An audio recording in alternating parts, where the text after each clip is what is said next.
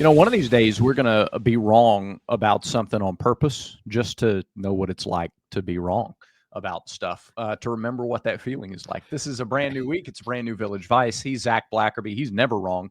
And I'm Brad Law, and I'm the wrong one of the two of us. But we were right Friday. We closed Friday's show by saying we thought we'd have a lot more news from the transfer portal the next time we got together.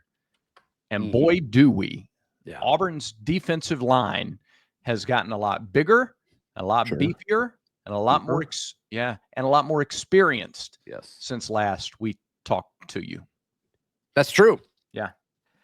That's true. And as we record this Monday afternoon, it's like, an hour or so after Auburn lands a commitment from James Ash from Florida A&M. And, of course, this is a day after they get the addition of Jay Hardy, the defensive lineman, formerly from Auburn, and, of course, spent a few years at Liberty, and now he's back on the Plains. So both these guys played a lot of three technique at their previous stop. I'm curious to see how much.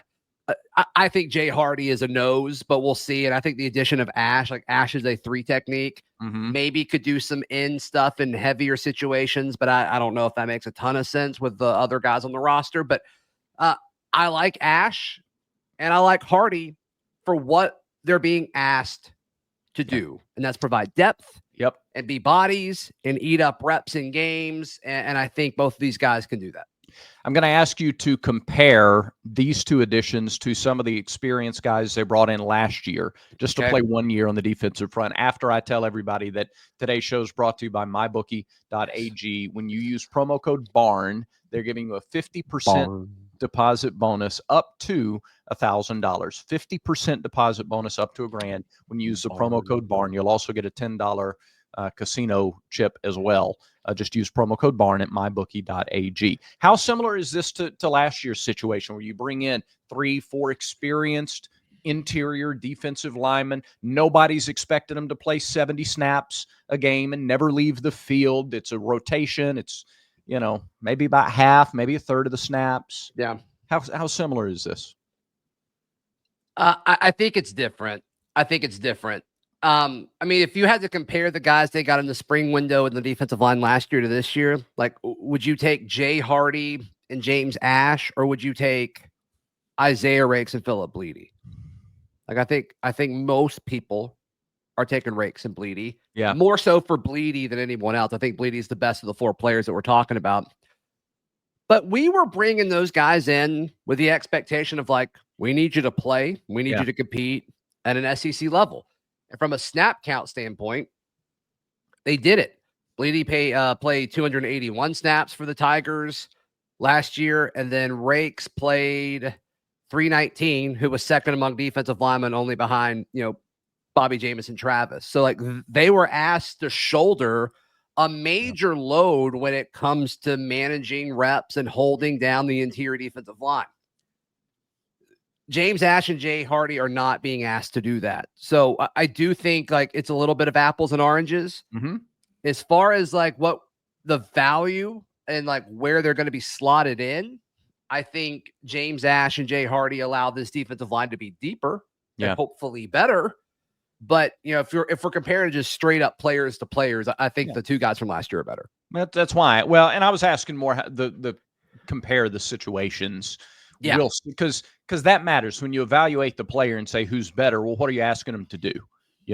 Who's the better pole vaulter versus better long jumper? Well, they're very different. And so, James, let's give you some measurables from their previous school's website. James Ash is listed at 6'4", 280. Okay, and Jay Hardy at 6'3", 310. So you say you're a little surprised he's a three technique with that kind of size. 6'3", 310 is pretty low center of gravity, tough to move. Yeah. And maybe he plays three technique in rushing situations. I just don't want Blockton off the field that much. And I don't want, I'd rather give those reps to Malik Autry, I think, next year. I think Malik Autry allows you to do more. So, situationally, you want the options, right? Yeah. And he played some nose, more so 2 years ago at Liberty. He didn't play a ton at Liberty last year due to injury. But You'd rather let me kind of jump in here, Zach. You'd rather give those snaps to Malik Autry for building for the future because he needs the reps, or you think he's better right now than either of those guys in that role right now? I think his ceiling is exponentially higher, and I don't think I think like the realistic expectation of the floor, maybe slightly above the floor, I don't think is crazy different. Yeah. So I'd rather give those to Autry. Now, nose I think is interesting. Like we feel really good about Bobby Jamison Travis. Yeah. I didn't realize he played as many snaps as he did last year until you read those snap counts. Slid under the radar, man. Yeah. Slid under the radar. And then, 20, it's better than 25 snaps a game that he played last year. Yeah. And I think he's worthy of it. And it sounds like he's one of the guys that took the largest step forward this past spring. That's huge. That'll go under the radar. Don't let that, hey, Auburn fans, don't let that fly under the radar. That's huge for this team. Yeah. Guy who came in as a JUCO product, and it sounds like it took him a little bit for it to click, put it all together. And when we talk about these guys, like if they could put it all together, it happened for Jamison Travis. So that's incredible. That's incredible. So number 3 JUCO offensive line or D lineman in the country. Years ago. Yeah. Okay. I would have. I mean, I remember it. We were all excited when he committed. I don't remember his exact ranking. So that's great. That's great. And so to me, his backup is interesting. Like we heard nothing about Dallas Walker throughout spring. Right. There's been no chatter about him. That doesn't mean everything. I mean, that's not a position that we talk a ton about. Hence the surprise. And I'm sure other people were surprised too. So I don't fully know how to manage that. But the fact of the matter is now you have options, you have depth, and you can answer that question in different ways now, which is exactly what this staff needed. Yeah, absolutely what they need. And I'm not so sure they can't give you valuable starting rotation, not start, but, game is in the balance, actual part of the rotation snaps for a large part of the season. And they're with Autry and Malik. So what's your front line? What's your starting defensive line? This doesn't impact your starting defensive line? It doesn't impact it at all. Assuming they kind of went with their base from a year ago, your edge guy is Kieron Crawford. Your nose is Jamison Travis. Your 3 tech, your defensive tackle is Malik Blockton. And then Keldrick is your strong side defensive end. And then I think the 2 deep is super fun to talk about because I don't know if you put Chris Murray as the backup edge, or if you, I've heard great things about Jared Smith hitting the ground running as a true freshman. So we'll see. It also seems like Auburn still wants a pass rusher. And so it may be that guy we'll see there. But once again, options. That's great. Then your backup nose right now, I guess, is Dallas Walker. We'll see if that changes. Backup 3 technique.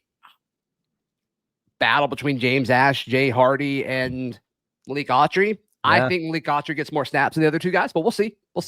And then obviously Amaris Williams is the guy behind Keldrick. So, I mean, that's much better. You feel pretty good about that. You feel, in one day, you feel very different about your defensive line depth. And it's what we continue to say about this staff. Like the only missing piece now is to get the win count up. And that's the most important piece. And they know it and we know it and everybody knows it. We're not breaking news with that statement. But man, when they understand what they've got, the holes they've got to plug, and they just go out and keep doing it.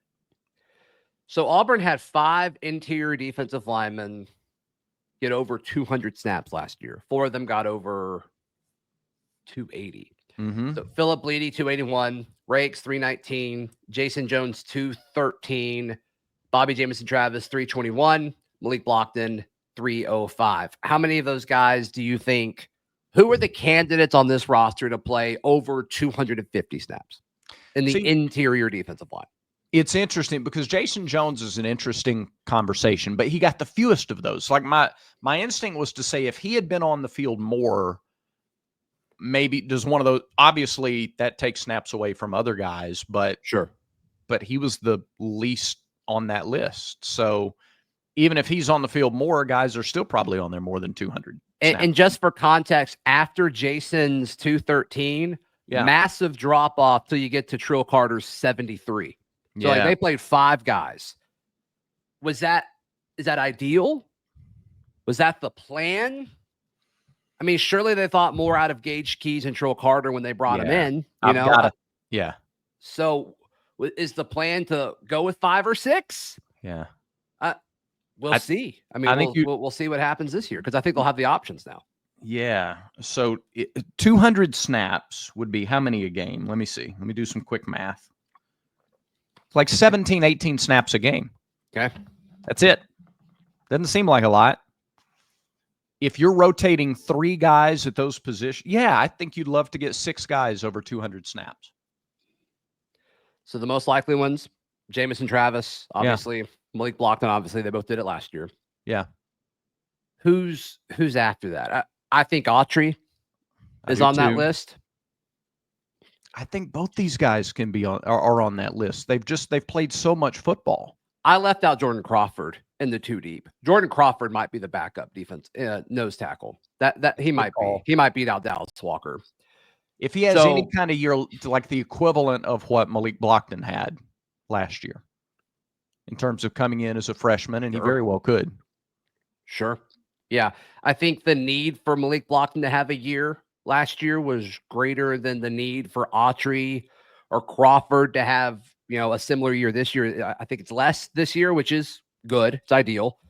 But maybe I could get real argumentative or not argumentative, but I could just be ultra contrarian there and say, but make the case. I want to hear it. You do want to be better than last year. So now you're just on the next step. So the need isn't the same as what the need was last year. You got to go. Obviously, you want to get better for sure. My counter would be like, I don't think the defensive line was a problem last year.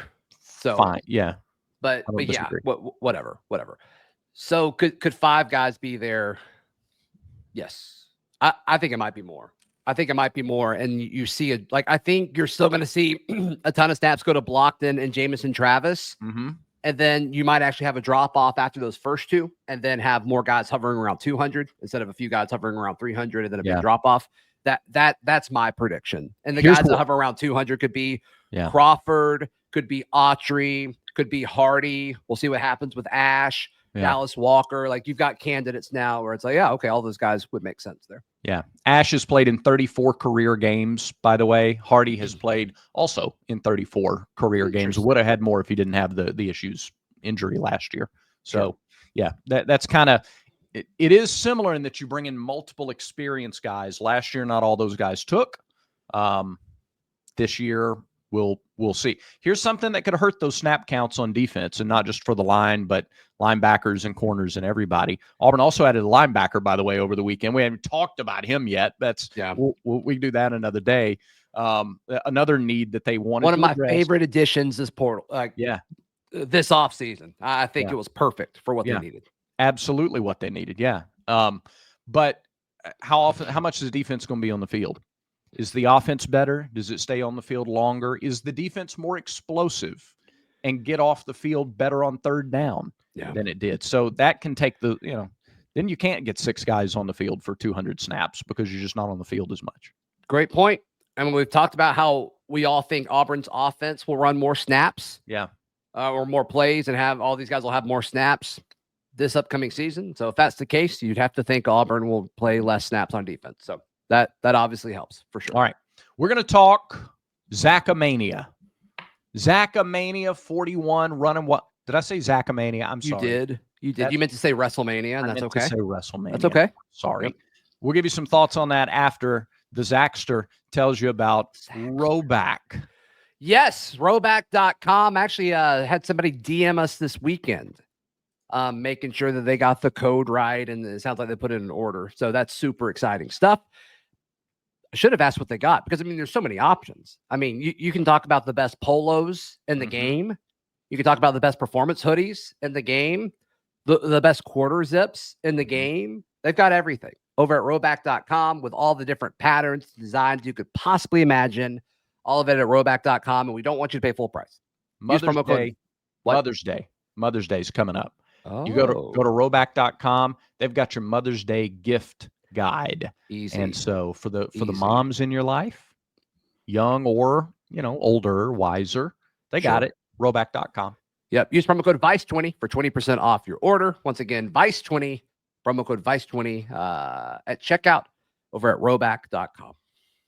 All right, you have some thoughts on WrestleMania. Yeah, I want to talk pretty much just about the two main events because those are the two that I kind of glimpsed at a few others, but those are the two like I sat down to watch.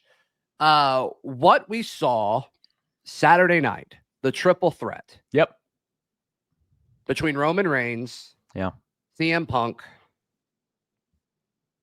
and Seth freaking Rollins. Yeah. Was one of the more entertaining things I've seen in a long time. Like it was incredible. I am a purist and I have never liked the idea of triple threat matches. I don't think the believability, the ring psychology, I don't like them. This was outstanding. It worked. It really worked. And by the way, so did, and I know you didn't watch this one, but I texted you after it. So did the women's triple threat match that started the Sunday show. Okay. Dynamic. Absolutely. It was entertaining from start to finish. The ring psychology was there. The storytelling was there. And I know in the men's one that you're talking about, there was a lot of storytelling involved, and it worked. It was so much. Yeah. It was so much storytelling. And I mean, Paul Heyman, he sold it. I mean, he was awesome. He was great. He was the star. Good. He was the star of the triple threat match. Well, and I loved how they kind of let all three of them have their moment in the ring. Mm-hmm. And then they're like, all right, let's finish this story. And let's start this next arc, this next story arc of WWE with Heyman following Seth freaking Rollins out. I mean, it was just, it was awesome. And they've done such a good job of branding and building up these three. I mean, these three guys are the faces, especially with John Cena going on. We'll talk about John Cena in a second, but I mean, these are the faces of WWE. And I mean, I think people have different opinions on all of them, which is the whole point. But the shot that they got of Heyman holding the chair, and then he's making the decision on to give it to CM Punk or to Roman. It was awesome. It was so good. I went back and watched it again. It was so well done. Yeah. And that's the point in this. That's what we're talking about. We're talking about the entertainment value. It's what they wanted to turn it into. It's what you got out of it. It's not, look, a guy gets hit with a finisher and immediately gets up and hits the other guy. That's not, all right. You have to suspend disbelief a little bit, but you also have to suspend disbelief when you go into a movie and you see aliens fighting cowboys, right? That's. Yeah. I mean, it's just a different form of storytelling. Correct. That's the whole point. That's the whole point. Yeah. And it was so very good. What about Sunday? What did you think of the Sunday main event? I cannot wait for this discussion because I think we're going to differ on it. It was built. I mean, it's been built for forever. Mm-hmm. And it's this is going to be awesome. And then it's well, will they let Cena win his last one or not? Because he got second in the Royal Rumble to your favorite, Jey Uso. And gosh, they let Uso win too. Unbelievable. Yeah. Yeah. It's everybody's he's not what are we doing? And he was out of shape. Nobody wants it. Nobody wanted it. And he didn't prepare for it. Anyway, separate argument. Yeah. Separate argument. Yeah. No, I think that's pretty unanimous up to this point. But I was enjoying the slow burn of the fight for a while. Yeah. And then there was no payoff. Yeah. And then it was great. And apparently, The Rock was supposed to come in and it didn't. And it was Travis Scott. I don't know. I don't really know what that added. If it would have been The Rock, I think it would have been a lot cooler. Yeah. And then he pinned him and it's oh, that's it. Okay. Yeah. All right. Cena breaks all these records and he's the most not believable heel ever. But that's it.